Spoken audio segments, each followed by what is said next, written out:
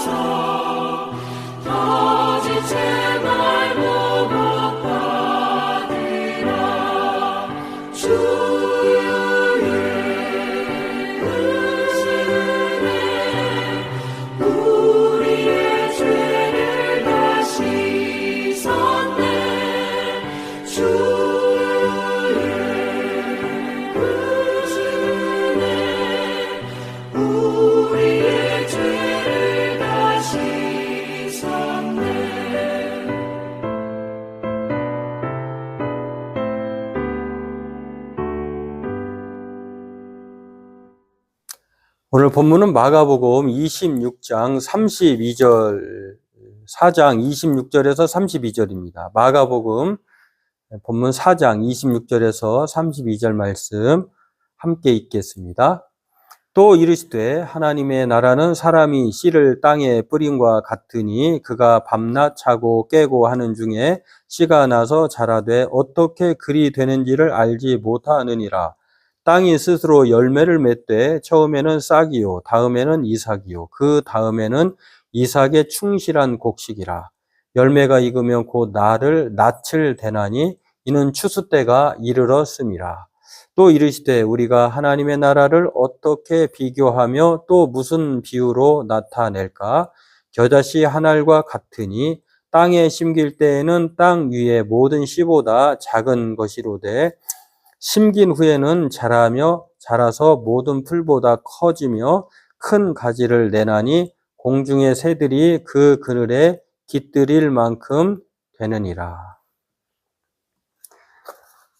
네, 오늘 본문은 두 씨의 비유인데요. 지난 시간에 우리가 네 가지 땅에 떨어진 씨 비유에 대해서 살펴봤는데 오늘도 예수님의 비유의 가르침이 두 씨에 대한 비유의 가르침입니다. 하나는 저절로 자라나는 씨의 비유이고요. 다른 하나는 겨자씨 비유인데 오늘 이 두 비유에 대해서 살펴보고 은혜 나누도록 하겠습니다. 네, 먼저 이 저절로 자라나는 씨 비유인데요. 26절에서 29절 말씀이 바로 이 내용을 소개하고 있는데 저절로 우리도 농부가 아닌 이상은 우리가 생각할 때 보통 사람들은 자연을 통해서 참 저절로 자라는 것처럼 생각할 때가 많이 있는데 이 저절로 자라나는 이 씨를 비유로 말하는 이유가 있습니다. 사람이 씨를 땅에 뿌렸는데 밤낮 자고 깨고 하는 그런 과정을 시간의 흐름 속에서 씨가 자란다는 것이죠. 그런데 마치 콩나물에 물을 주면은 우리가 24시간 내내 미세한 그 카메라를 통해서 보지 않고서는 분명히 자고 일어났는데 변화는 있었지만 눈으로 확인할 수는 없죠. 이런 것처럼 어떻게 되는지를 알지 못한다는 것입니다. 분명히 과정은 그렇게 거칠 텐데 우리가 보기에는 알지 못한다라고 하는 것. 이삭, 알찬 곡식 이런 과정을 통해서 추수의 열매를 맺게 된다라고 하는 것인데 저절로 자라나는 씨는 어떤 비유를 말하고자 하는 것이냐면은 하나님 나라 비유이다라고 하는 것입니다. 하나님 나라가 우리도 모르게 이루어진다라고 하는 것인데요.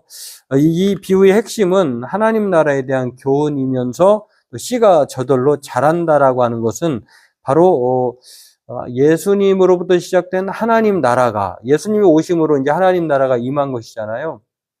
근데 그 나라가 우리도 모르는 사이에 이루어지고 있다는 것을 이 비유를 통해서 말씀을 하고 있는 것입니다.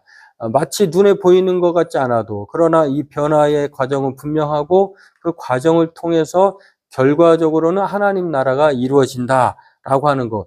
이것을 우리는 늘 비유로 시작된 예수님의 나라가 우리도 모르는 사이에 이루어지고 있다고 하는 사실을 부인할 수 없다고 하는 것입니다. 일전에 제가 한번 말씀드린 적이 있지만 지금은 은퇴하셨지만 성령론에 있어서 고려신학대학교의 조직신학 교수이면서 성령론에 관한 책을 쓰신 구원론과 성령론에 관한 책을 쓰신 지금은 은퇴하셨는데요. 박영돈 목사님이라고 하는 분이 있습니다. 이분은 처음부터 교수가 되고자 하지도 않았고 또 교수가 될 수도 없었던 그런 상태에 놓여 있던 분인데 이분이 고백한 말이 있습니다. 제가 읽어드리겠습니다. 저는 23살까지 신앙 없이 살았고 먼저 신앙 생활을 시작하신 어머니가 교회에 가자고 하면 마구 화를 냈습니다. 어려서부터 술 마시고 싸움질이나 하고 입에는 항상 욕설을 달고 살았습니다. 그런 저를 위해 어머니가 항상 새벽에 일어나 기도하신 것을 저는 기억하고 있습니다. 그렇게 욕을 섞지 않으면 제대로 말을 할 수 없었던 인간이 복음을 전하는 목사와 신학교 교수가 되었습니다. 이 구원론과 성령론, 특히 변화된 성령론에 대한 책을 쓰시고 또 조직신학의 교수라고 하면은 대단히 학문의 경지는 말할 것 없거니와 또 인품적으로도 대단히 훌륭하신 분이잖아요. 근데 이 분의 과거가 바로 상상할 수 없는 하나님과는 이제 거리가 먼, 교회와는 담을 쌓았던 아주 대단히 그 암흑가에서만 이제 발견할 수 있는 그런 사람이 완전히 알 수 없는 존재로 탈바꿈되었다라고 하는 것입니다. 이게 바로 하나님의 나라가 우리도 모르는 사이에 바꿔진다라고 하는 것입니다. 성경도 나중된 자가 먼저 되고 먼저 된 자가 나중된다라고 하는 말을 하듯이 사람의 눈으로는 그렇게 명확하게 알 수 없는 거죠. 그래서 예수님으로부터 시작된 이 하나님 나라가 이런 것처럼 우리도 알 수 없는 사이에 바뀌어진다. 뭐 예수님의 말씀을 통해서 뭐 이런 예를 들자면은 세상에 수많은 사람들이 있죠. 뭐 성경에만 비교해봐도 살펴봐도 사도 베드로 같은 사람, 뭐 예수를 핍박했던 사람이 전도자가 되잖아요. 그런 탈바꿈되는 것들, 뭐 사도 바울도 그랬을 뿐만 아니라 우리 주변에도 그런 사람이 많이 있죠. 이처럼 예외적인 이러한 우리의 생각을 뛰어넘는 일들이 우리도 모르는 사이에 벌어진다라고 하는 것. 이것을 보면서요, 하나님 나라 백성으로 추수 열매로 확정되는 사람은 우리로서는 알 수 없는 거죠. 분명히 과정을 거치는데 그러나 모르게 이렇게 진행된다라고 하는 것을 이 비유로 말씀해 주고 있는 것은 우리로 하여금 지금 잘 나간다고 해서 교만할 필요도 없고 교만해서도 안 되고 또 지금 엉망이라고 해서도 낙심하지 말 것을 이 스스로 자라는 열매를 통해서도 알려줍니다. 왜냐하면 우리 사람으로서는 알 수 없다는 것입니다. 하나님이 하시자고 하면 그렇게 가능하다라고 하는 것을 볼 수 있죠. 그래서 이 하나님께서 하시는 일이기 때문에 이 하나님 나라는 우리의 눈으로 보이지 않지만 그러나 하나님께서 뿌리시고 또 자라게 하시고 또 추수 때 열매 맺게 하신 것은 분명하기 때문에 이것을 통해서 우리는 현재 상황을 바라보면서 교만할 필요도 없고 또 낭망할 필요도 없다. 온전히 하나님이 하시니 하나님만을 온전히 의지해야 한다. 하나님의 주권을 인정하고 감사와 겸손함으로 우리가 하루하루 살아가야 한다는 것을 오늘 저절로 자라나는 비유를 통해서 우리는 먼저 알 수가 있습니다. 두 번째로 이 겨자씨 비유는요, 30절에서 32절 말씀의 내용인데 이 말씀은 마태복음에도 나오고 누가복음에도 나옵니다. 마태복음 13장 그리고 누가복음 13장에도 나오는데 그럼에도 불구하고 이 말씀도 대단히 오해를 사는 말씀, 오해된 비유가 해석으로 이어지는 말씀의 대표적인 것 중에 하나인데요. 어떤 것이냐면 이 말씀을 이 겨자씨는 씨 중에서 대단히 적은 그 씨앗이잖아요. 크기를 가졌잖아요. 그런데 이 씨가 커서 엄청난 나무를 이룬다라고 하는 거죠. 마치 그 교회 성장과 양적 성장의 비유로 이 본문을 많이 사용한다는 것입니다. 그러나 성경에서 말하는 문맥은 그런 뜻이 아니다라고 하는 것이죠. 양적 성장과 교회 성장에 관한 말씀으로 주어진 것이 아니다라고 하는 것입니다. 그렇다고 하면 이 겨자씨 비유는 어떤 비유인가? 바로 생명력에 관한 메시지다라고 하는 것입니다. 정말 이 겨자씨만한 아주 미미한 그런 존재 크기가 무한한 생명력을 가진 것이다라고 하는 것을 말하고 있는 것이지 이것을 교회 성장과 양적 성장의 비유의 말씀으로 소개하고 있는 것은 바람직하지 못하다라고 하는 것입니다. 또 심지어는 교회 양적 성장을 추구하고 그것에 성공하는 자는 마치 하늘나라 역사에 함께 하는 성공한 자고, 뭐, 엄청 크고, 또 성과를 내면은 성공한 사람이고, 하나님 앞에 칭찬받고, 그렇지 못한 사람은 실패자요, 낙인 찍힌다. 이런 말씀으로, 이렇게 해석되어서는 적용해서는 안 된다라고 하는 것입니다. 오늘 이 두 비유, 저절로 자라나는 비유도 그렇고, 이 겨자씨의 비유도 그렇고, 이 비유가 담고 있는 의미가 우리가 평상시 생각하고 있는 것과는 많이 다른 면이 있다라고 하는 것입니다. 그런 면에서 오늘 겨자씨 비유는 이러한 오해를 우리에게 불식시킬 뿐만 아니라 하늘나라를 양적으로 성장시키고 교회의 규모와 힘을 키우라고 하는 말씀으로 주어진 것이 아니다. 이 작은 씨앗이 얼마나 큰 생명력을 가졌느냐라고 하는 것이죠. 그렇기 때문에 오늘 그에 합당한 삶을 살게 되는 이 놀라운 생명력의 원천이 바로 이 겨자씨와 같은 예수 그리스도에게 있다는 것을 우리에게 가르쳐 줍니다. 그래서 이 겨자씨 비유는요, 오히려 성장과 양적 성장의 비유를 말하는 것이 아니라 겨자씨와 같은 존재로 오신 예수님, 이 힘이 보잘것없고 인간의 연약한 몸을 입고 나오시고 또 갈릴리에서 살게 하시는 이러한 이 연약함, 그러나 그럼에도 불구하고 이 작은 겨자씨가 밭에 심겨졌을 때에 큰 나무와 같은 크기를 이루는 것처럼 예수님이 이 생명력을 가지신 분으로 하나님 나라가 그 많은 사람들에게 그렇게 소개되고 또 생명을 주었다라고 하는 것입니다. 이것을 말씀하고 있는 것을 볼 수가 있는데요.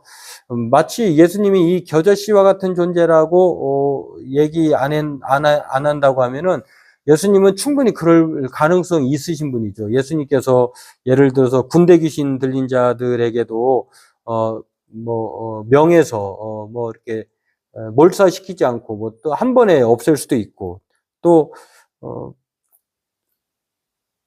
예수님을 반대하는 사람에게 예수님은 천군을 호령해 가지고 또 강압적으로 제압할 수도 있고 그런 메시아, 뭐 큰 권력과 힘과 또 파워를 또 명성을 가진 분으로 그렇게 소개할 수가 있습니다만, 그러나 예수님의 모습은 대단히 이 생각을 뛰어넘죠.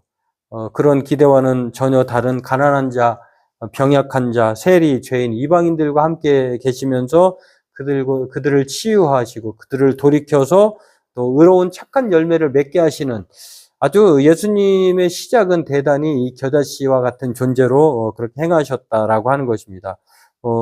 하늘나라의 크고 또 강한 힘으로 사탄을 불로 태우고 또 최후 심판할 때까지 그러한 능력이 있다고 하는 것을 널리 알릴 수 있지만, 그러나 예수님은 그렇게 오지 않았다라고 하는 것입니다.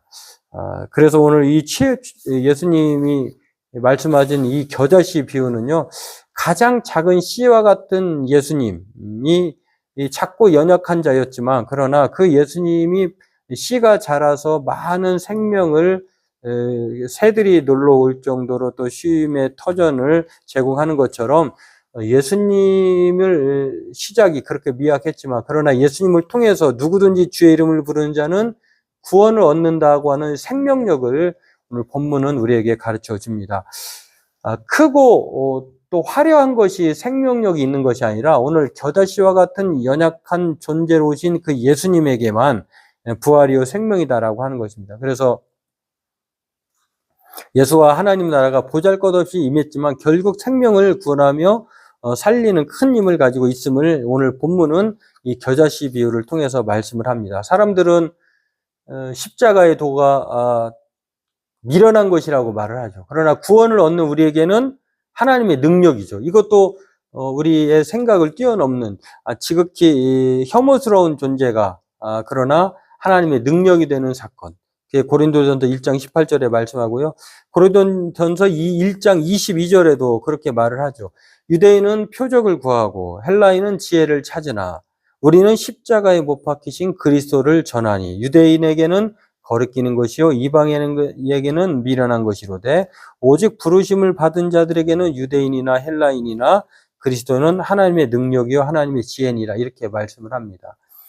비록 이 땅에 하나님 나라와 이 메시아가 사람들이 보기에는 아주 대단히 업신여길 만큼 겨자씨처럼 임하지만 이거 업신여길 존재가 아니다라고 하는 것을 오늘 이 비유를 통해서 말씀해 주고 있는 것입니다. 사람의 크기가 집안에 사는 평수의 크기도 아니고요.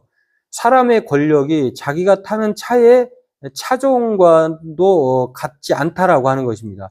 우리는 그것을 통해서 마치 등치화시키는 경우가 많은데, 오늘 성경은 이 겨자씨가 얼마나 큰 생명력을 가졌는지를 말씀해 주고 있습니다.